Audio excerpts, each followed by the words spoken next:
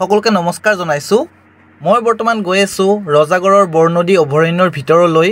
যিহেতু গণেশ পূজা উপলক্ষে আমাৰ এজন খুৰা ধন খুৰা বিভিন্ন ধৰণৰ সামগ্ৰী গণেশ পূজা উপলক্ষে বৰনদী অভয়াৰণ্যৰ যি হাতী আছে সেই হাতীসমূহলৈ আগবঢ়াবলৈ বিচাৰিছে। সেয়ে আমি সেই গণেশ বাবা অৰ্থাৎ হাতী লৈ আমি বিভিন্ন ধৰণৰ কলগছৰ লগতে ফল মূলৰ লগতে ধান চাউল আদি আমি বিভিন্ন ধৰণৰ বস্তু বৰনদীৰ অভয়াৰণ্যলৈ লৈ গৈ আছোঁ।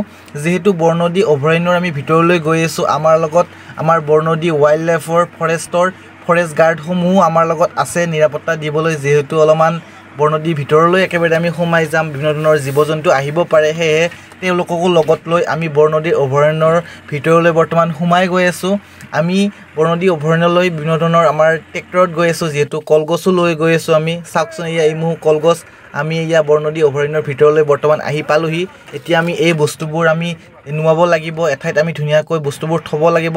তাৰ পাছত ধুনীয়াকৈ জীৱ জন্তুবোৰ আহি পেলাই এই কলগছ বা এই আমি যিবোৰ বস্তু ফল মূলৰ পৰা আদি কৰি ধান চাউল যিবোৰ আনিছোঁ সেইবোৰ খাব। আমি আহোঁতে দুখন গাড়ী লৈ আহিছোঁ। আমি ট্ৰেক্টৰত লৈ আহিছোঁ বিভিন্ন ধৰণৰ কলগছ তথা আৰু যিবোৰ ধান চাউল, আৰু এখন গাড়ীত আৰু যিবোৰ ফল মূল আছে ৰঙালাও কলৰ পৰা লগতে আমাৰ চাওক এইবোৰ কল, তাৰ পাছত নিমখ আৰু কোমোৰা, বিভিন্ন ধৰণৰ ফল মূল আনাৰস, এইবোৰ আমি আন এখন গাড়ীত লৈ আহিছোঁ।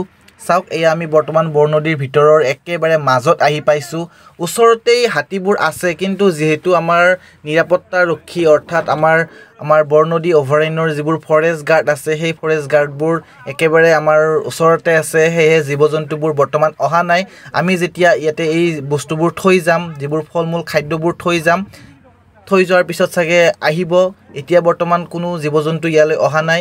সেয়া চাওক, কলগছসমূহ আমি ট্ৰেক্টৰত আনিছোঁ, কলগছসমূহ আমি ইয়াতে থৈ যাম একেবাৰে জীৱ জন্তুৰ কাৰণে। এয়া আমি গোটেই বস্তুবোৰ লৈ আহিছোঁ, কল, ৰঙালাও, ফল মূল আদি বিভিন্ন ধৰণৰ ফল মূল আনিছোঁ, নিমখ আনিছোঁ। চাওক, এই বস্তুবোৰ আমি এতিয়া বৰ্তমান গাড়ীৰ পৰা নুমাই আছোঁ আৰু এঠাইত আমি ধুনীয়াকৈ বস্তুবোৰ কলপাত পাৰি আমি ইয়াত থৈছোঁ। এয়া চাউল, ধান, ৰঙালাও, ফল মূল, কল, এইবোৰ আমি বৰ্তমান থৈ দিছোঁ।